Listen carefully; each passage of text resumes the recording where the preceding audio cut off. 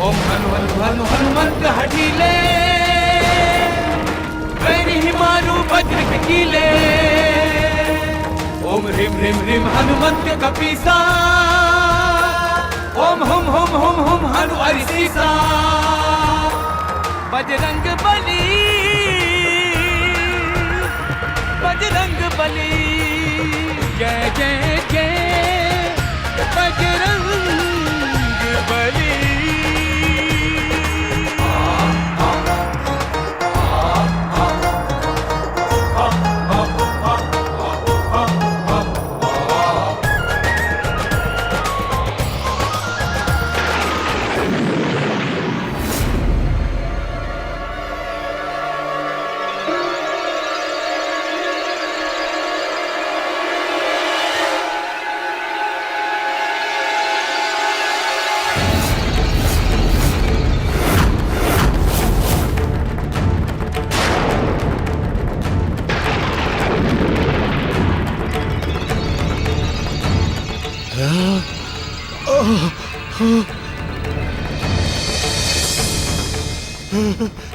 हे पिताश्री, ये क्या, ये कैसी अनहोनी है।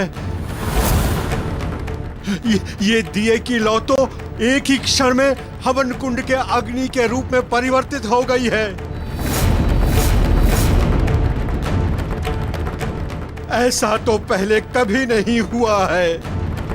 ये कैसा संकेत है?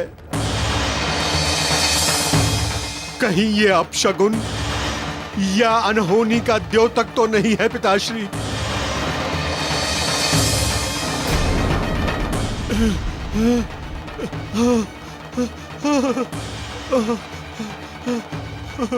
वहां गुरुकुल में सब कुशल से तो है, कदाचित वहां कोई समस्या ना खड़ी हो गई हो। ये अंजना भी ना हट करके यहां से वहां चली गई है। अब मुझे ही कुछ करना होगा। हाँ हाँ, शीघ्र ही मुझे कुछ करना होगा। हाँ हाँ।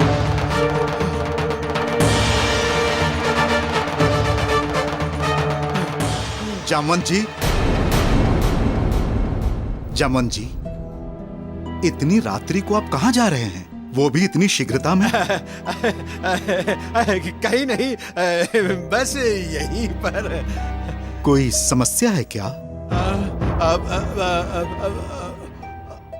हाँ हाँ हाँ, तो बताइए ना, बात क्या है? कुंजर जी, आज चित्त बहुत अशांत लग रहा है। न जाने मन में कैसे सतत अनुचित विचार कौंध रहे हैं। ऐसा आभास हो रहा है जैसे वहां गुरुकुल में हमारा मारुति संकट में है।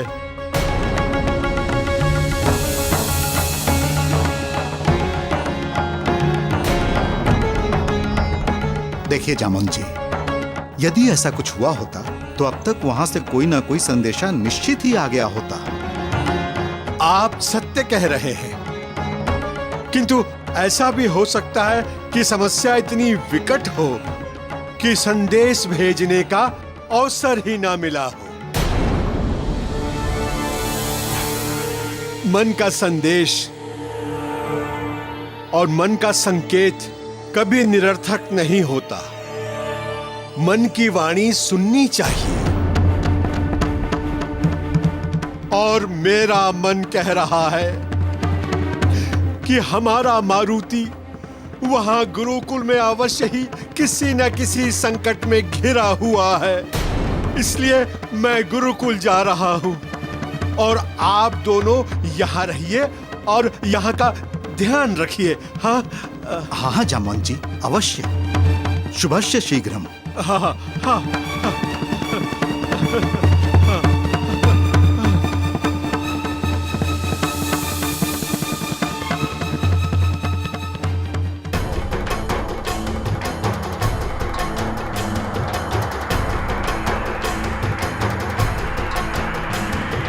कांधे गदा धई पूछ उठाए, उड़ान भरे बजरंग बली।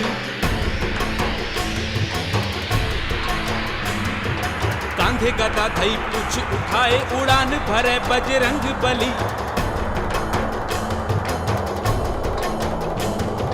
सरसर चिर बयार मदामिनी दम दम के बजरंग बली। सरसर चिर बयार मदामिनी दम दम के बजरंग बली, दम दम के बजरंग बली।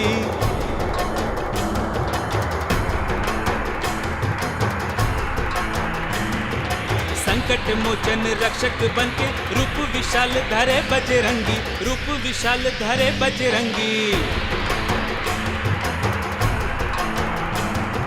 माता पिता गुरु जीवन रक्षा हेतु उड़े बजरंग बली। माता पिता गुरु जीवन रक्षा हेतु उड़े बजरंग बली। माता पिता गुरु जीवन रक्षा हेतु उड़े बजरंग बली। संकट मोचन रक्षक बनके रूप विशाल धरे बजरंगी। माता पिता गुरु जीवन रक्षा हेतु उड़े बजरंग बली। माता पिता गुरु जीवन रक्षा हेतु उड़े बजरंग बली।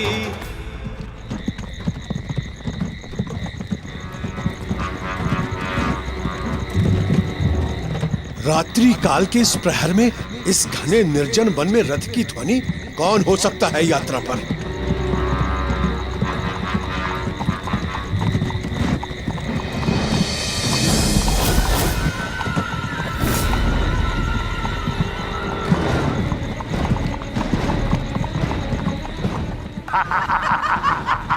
सारथी, रथ रोको। विजय विजय विजय हुए हम किंगसी। हमारी संपूर्ण योजना सफल हुई। अब तक उस आश्रम में सब कुछ एवं समस्त प्राणी जलकर भस्म हो गए होंगे।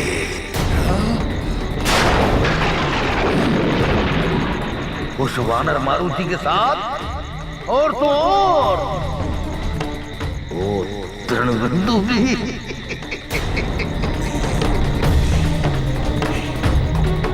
अवश्य कोई भी नहीं बच पाएगा। और वो वानर बालक मारुति और उसके माता पिता और अन्य सभी सब उस भयंकर अग्नि कांड में जलकर भस्म हो गए होंगे।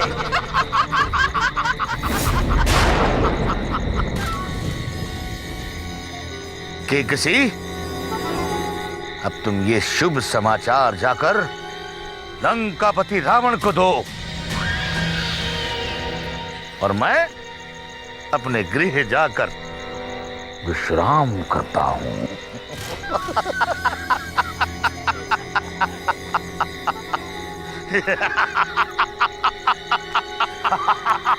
चलो सारथी।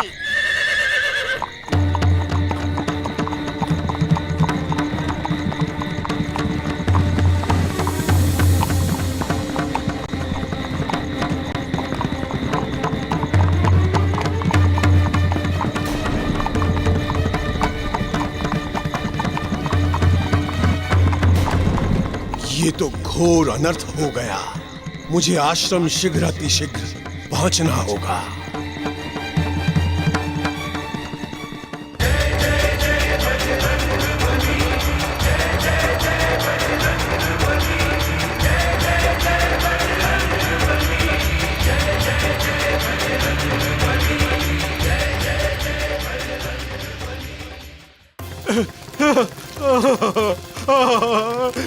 ये क्या? ये क्या हो गया? नहीं नहीं नहीं नहीं नहीं नहीं, ये नहीं हो सकता। ये नहीं हो सकता। नहीं, ये नहीं हो सकता। नहीं नहीं नहीं, ये नहीं हो सकता। ये नहीं हो सकता। ये नहीं हो सकता। आज सबका निर्माण नहीं हो सकता। नहीं हो सकता।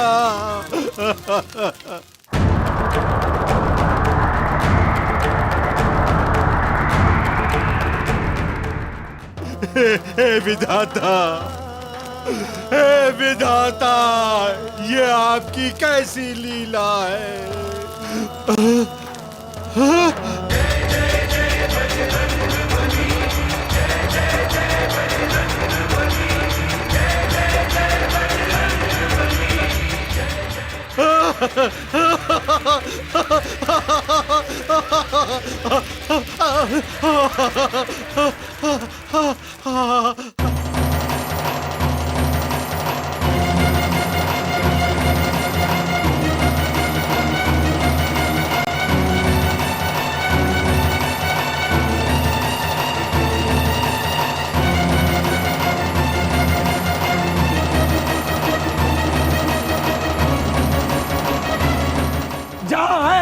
आइए, आप सब कहाँ हैं? आइए, कहाँ आप सब लोग? आइए, कहाँ हैं? आइए। प्राचार्य जी, ये सब हो क्या रहा है?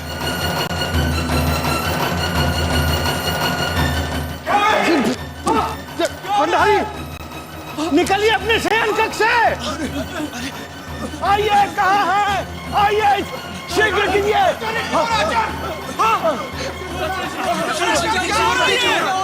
तो ये सब हो क्या? शांत, ये सब उसी यज्ञ का परिणाम। शांत रहिए, आप शीघ्रता कीजिए। आइए।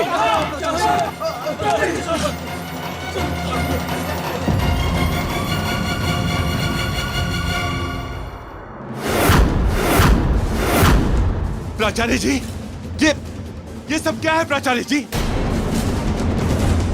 अब क्या होगा आचार्य श्री? हम क्या करेंगे? प्राचार्य जी, प्रतीत होता है कि हम किसी गहरे संकट के सागर में घिर चुके हैं। कोई मार्ग बताइए प्राचार्य जी, अन्यथा।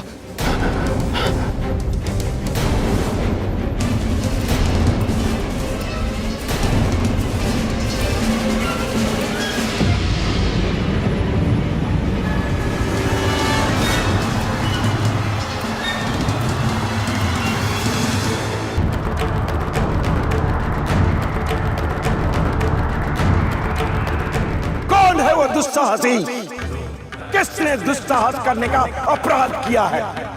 कौन है वो दुष्ट जिसने आश्रम की परंपरा और मर्यादा को खंडित करने का दुष्कर्म किया है?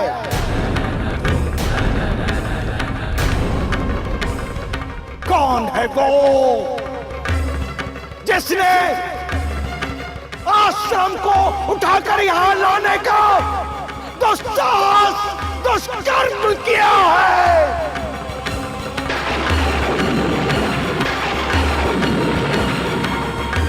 जिन शक्तियों के बल से जिसने ये कार्य किया है, हम तत्क्षण उसे श्राप देते हैं। इसे क्षण वो शक्तिहीन हो जाए। हम तत्क्षण उसे श्राप देते हैं कि वो इसी क्षण शक्तिहीन हो जाए। हम तत्क्षण उसे श्राप देते हैं कि वो इसी क्षण शक्तिहीन हो जाए।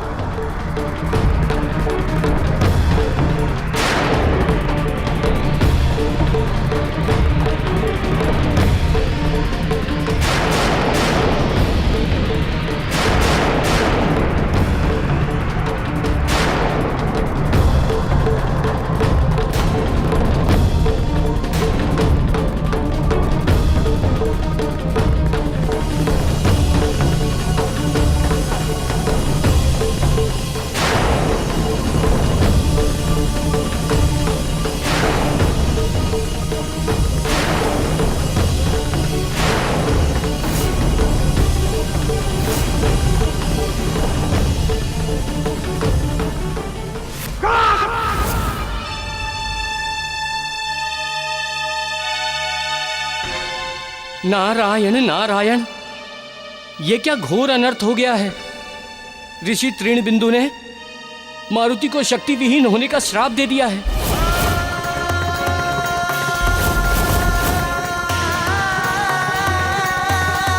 अब ज्ञात नहीं क्या होगा भविष्य में। नारायण नारायण।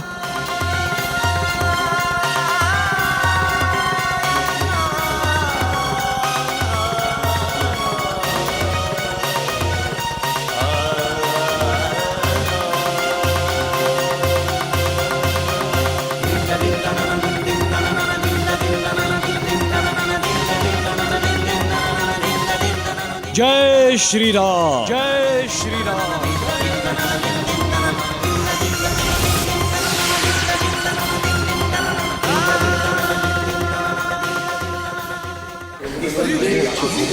शांत हो जाइए, आप सभी शांत हो जाइए, शांत हो जाइए आप सभी। हम लोग धरती पर आ गए हैं, चिंता आप त्याग दीजिए। वसुंधरा, आश्रम के अंतःपुर में जाकर देखो कि समस्त बालक सकुशल हैं या नहीं। जी।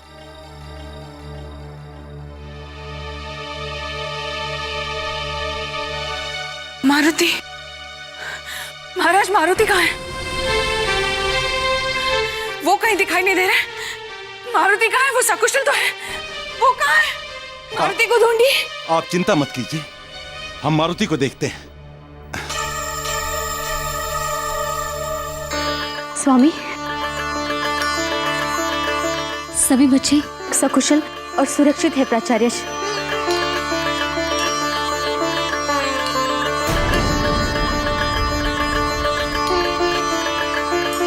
किंतु मारुति कहाँ है? इनमें मेरा पुत्र तो है ही नहीं। मारुति कहाँ है? हमने मारुति को चारों ओर देखा, किंतु वो कहीं दिखाई नहीं दिया।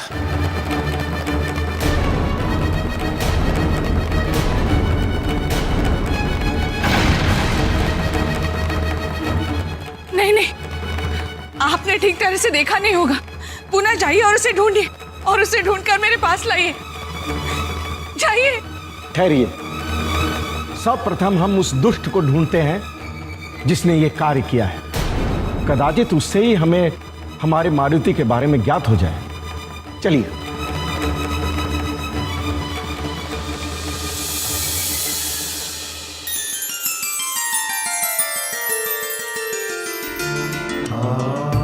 मारुति, कहाँ था तू? तू कुशल तो है?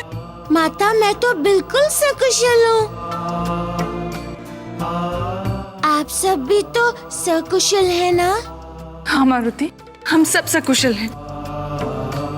मारुति, तुम कुटिया के बाहर क्या कर रहे थे? किसी मायावी को इधर आते अथवा जाते देखा है? आश्रम के कक्ष में तो एक भी असुर बालक नहीं है।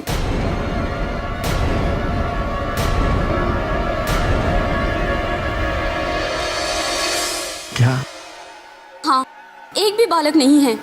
इसका अर्थ ये हुआ कि इसके पीछे अवश्य कोई रहस्य छुपा हुआ है।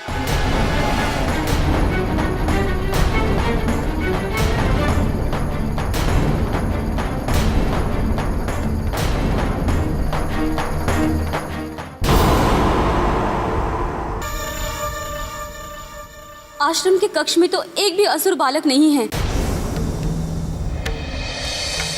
क्या? हाँ, एक भी बालक नहीं है।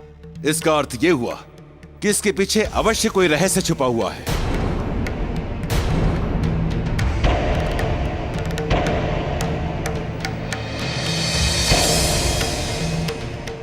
मारुति, सत्य बोलो, बोलते क्यों नहीं हो तुम? बोलते क्यों नहीं? चुप क्यों हो? उत्तर दो। अपने पिताश्री के प्रश्न का उत्तर दो। मैंने कुछ नहीं किया माँ।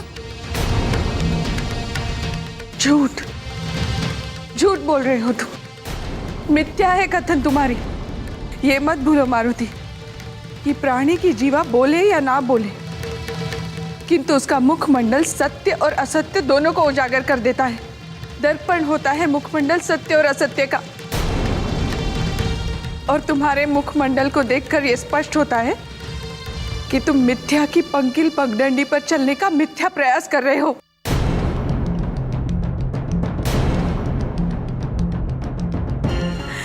अतएव सत्य बोल दो मारुति। मैं सत्य कह रहा हूँ माते। यदि सत्य कह रहे हो तो तुम बाहर क्या कर रहे थे? आश्रम के अंतपुर में क्यों नहीं थे? क्यों नहीं थे तुम अंदर?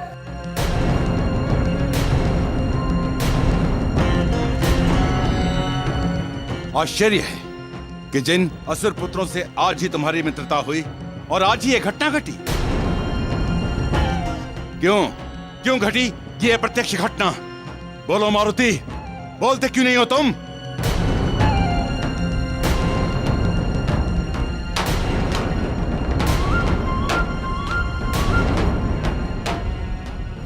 हाँ मारुति, तुम बताओ, तभी तो हमें यह ज्ञात होगा कि कैसे ऐसी अकल्पनीय घटना घटी एवं किसकी सहायता से ये आश्रम यहां तक पहुंचा। क्योंकि तुम अभी तो बालक हो, तुम्हारे पास इतनी शक्तियां तो है नहीं कि इतने विशाल आश्रम को उठाकर यहां ले आओ। तुम्हारे बताने के पश्चात ही हम सभी निर्णय ले पाएंगे। प्राचार्य जी सत्य कहते हैं मारुति। तुम इतने बलवान नहीं हो कि तुम आश्रम को उठा के यहां से वहां ले जा सको। यदि तुम ये सोच रहे हो कि तुम्हारा मौन हमारी दृष्टि में तुम्हें निरपराध सिद्ध कर देगा, तो ये तुम्हारी भूल है मारुति।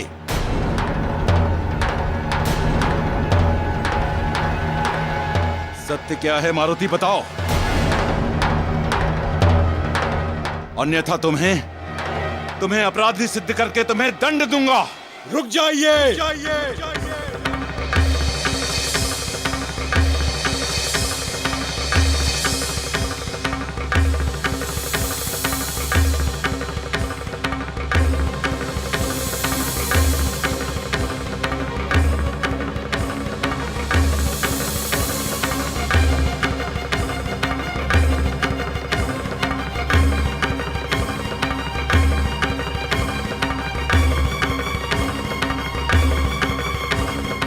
मारुति ने कोई अपराध नहीं किया है और निरपराध दंड के भागी नहीं होते।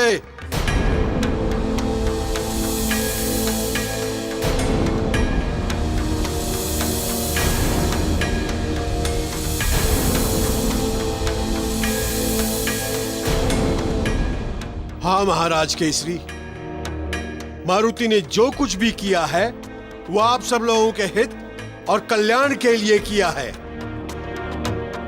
ये आप क्या कह रहे हैं महाबली काका? मैं सत्य कह रहा हूं महाराज केसरी। मारुति, मौन मत रहो, तोड़ दो अपना मौन और बता दो सभी को कि सत्य क्या है। अन्यथा ये सारा आश्रम तुम्हें सदा के लिए मिथ्याभाषी समझेगा।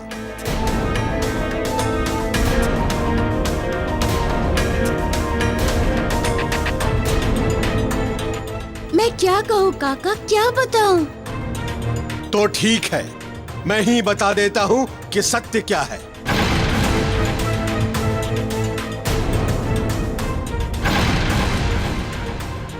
आचार्य, कहां है वो असुर बालक? महाराज केसरी, ये जो कुछ भी हुआ है वो सब असुरों की योजना थी।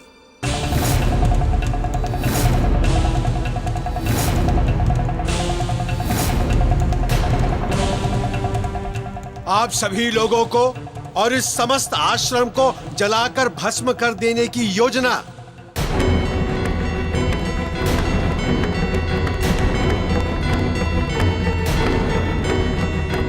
इस तथ्य एवं सत्य को मैंने स्वयं अपने कानों से सुना है, सोमाली के मुख से।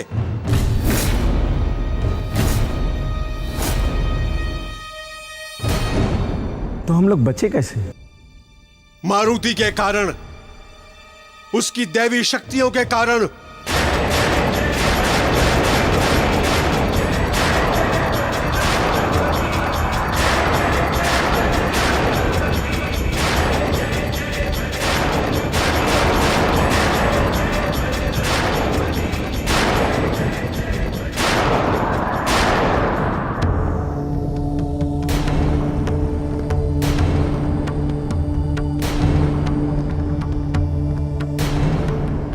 मुझे तो विश्वास ही नहीं हो रहा कि मारुति के पास दिव्य शक्तियां हैं।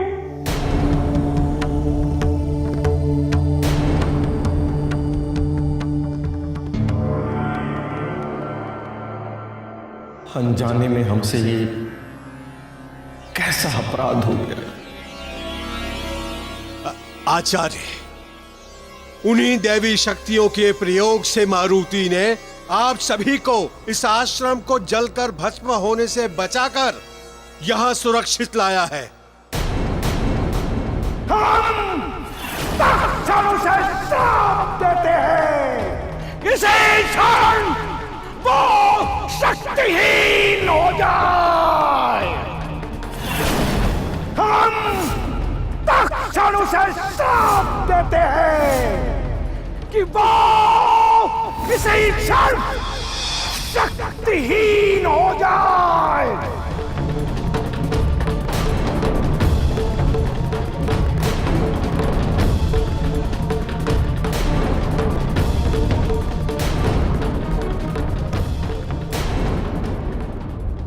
महाबली काका, आप ये किन देवी देवताओं की शक्तियों का वर्णन कर रहे हैं? मैं कुछ समझ नहीं पा रहा हूं। समझना इतना कठिन भी नहीं है महाराज केसरी। इतना भर ज्ञान आवश्यक है कि मारुति कोई साधारण बालक नहीं है।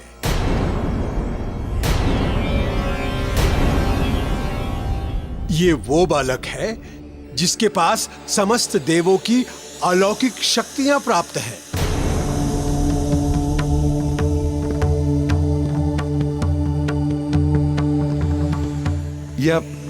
ये आप क्या कह रहे हैं? वही जो सत्य है। परंतु ये सब हुआ कब? हमें तो कुछ ज्ञात ही नहीं था। बात उस समय की है जब मारुति नन्हा सा बालक था और बालपन में ही वो उगते हुए सूरज को फल समझकर निगल गया था। तब इंद्रदेव ने वज्र से उसकी ठुड्डी पर प्रहार किया था।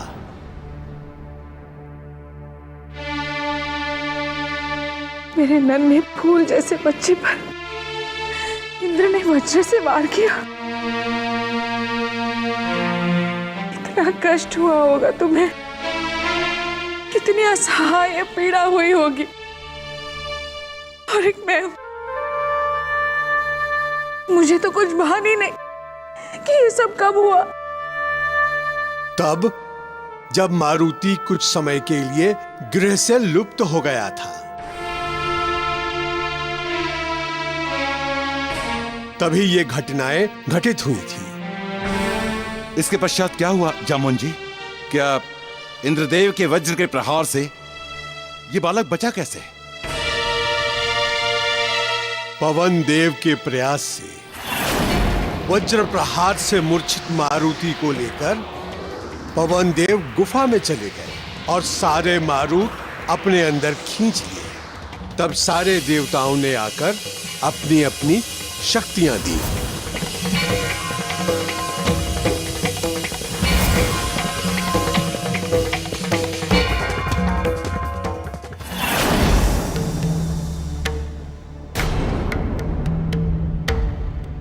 हमारे मारुति के पास इतनी सारी शक्तियां, और हमें इसका आभास तक नहीं था। आश्चर्य है, नहीं? महाबली काका, आप इतनी बातें जानते थे तो हमें बातों से अवगत क्यों नहीं करवाया आपने? कैसे कराता पुत्र, विवशता की बेड़ी जो थी। कैसी विवशता? स्वयं पवन देव को दिए गए वचन की विवशता। पवन देव को वचन देने की विवशता? हाँ पुत्र, उन्होंने किसी को भी इस रहस्य को बताने के लिए मना किया था। परंतु क्यों? इसलिए कि मारुति को दी हुई शक्तियों का दुरुपयोग ना हो। किंतु हम इसके माता पिता हैं। हाँ हाँ, सत्य है, आप इनकी शक्तियों का दुरुपयोग नहीं करती, परंतु यदि कोई और जान जाता तो इनकी शक्तियों का दुरुपयोग कर सकता था। इसीलिए इन शक्तियों के रहस्य के बारे में उन्होंने मेरे और मारुति के बीच में गोपनीय रखने को कहा था।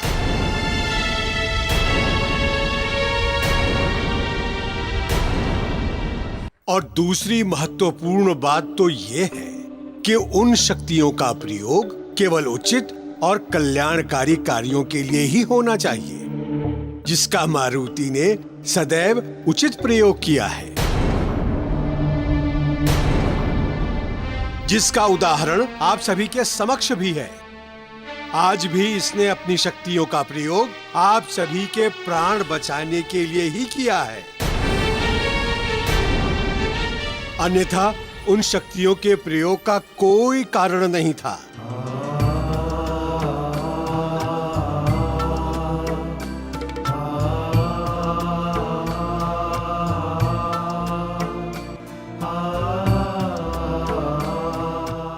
आज मेरे पुत्र के कारण मेरी ममता, मेरा मातृत्व धन्य हो गया। तुमने मेरे गर्भ से जन्म लेकर मुझे धन्य कर दिया, मेरे जीवन को धन्य कर दिया मारुति।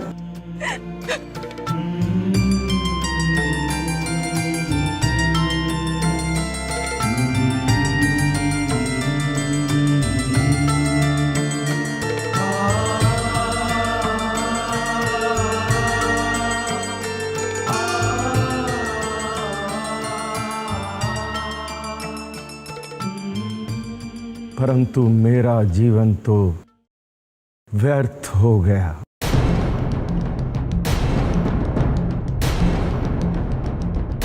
ये आप क्या कह रहे हैं? इसके अतिरिक्त क्या कहूं महाराज? इसके अतिरिक्त कोई दूसरा शब्द नहीं है मेरे पास। जो हमने भूल की है, जो हमने पाप किए हैं, उसका ना तो कोई प्रायश्चित है ना तो कोई दंड।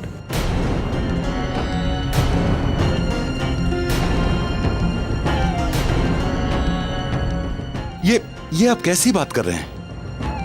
बहुत सीधी, सरल, स्पष्ट बात कर रहे हैं महाराज। जब इसके आश्रम के उठाने पर भयक्रांत होकर हमने इसे शक्तिहीन होने का श्राप दिया था, वो पाप नहीं तो क्या था? मेरी भूल, मेरी अज्ञानता, मेरे क्रोध, मेरे अहम के कारण ये बालक शक्तिहीन हो चुका है।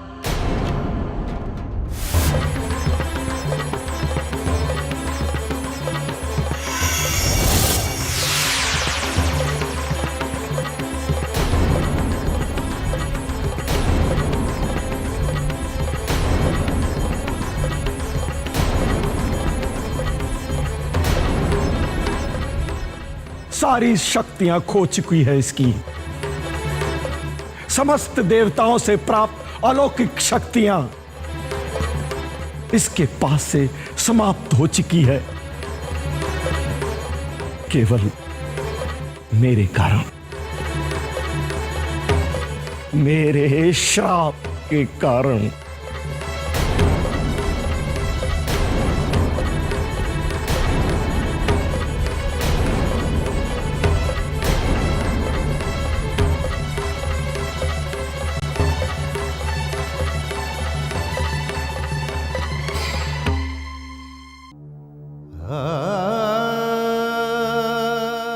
नहीं गुरुदेव नहीं, यदि आप मुझसे क्षमा मांगेंगे तो मैं स्वयं की दृष्टि से गिर जाऊंगा।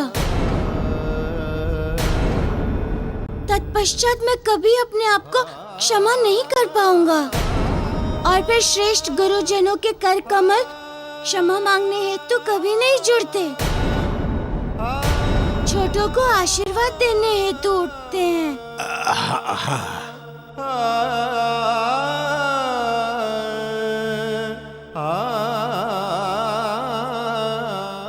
मारुति,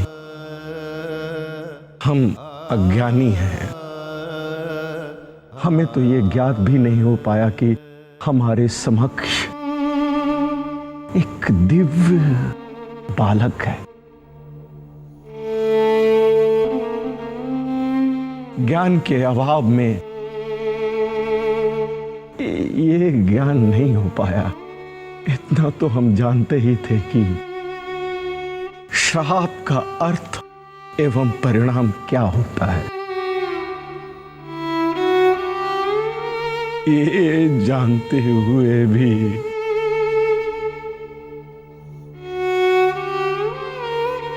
हमारे मुख से श्राप उच्चारित हो गया। जो आचार्य अपने शिष्य को श्राप दे उसे आचार्य कहलाने का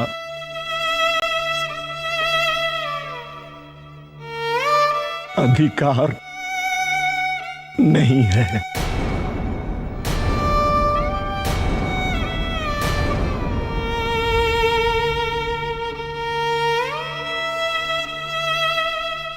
धिक्कार है ऐसे आचार्य। नैतिकता के आधार पर ऐसे आचार्य को शिक्षा देने का कोई अधिकार नहीं है।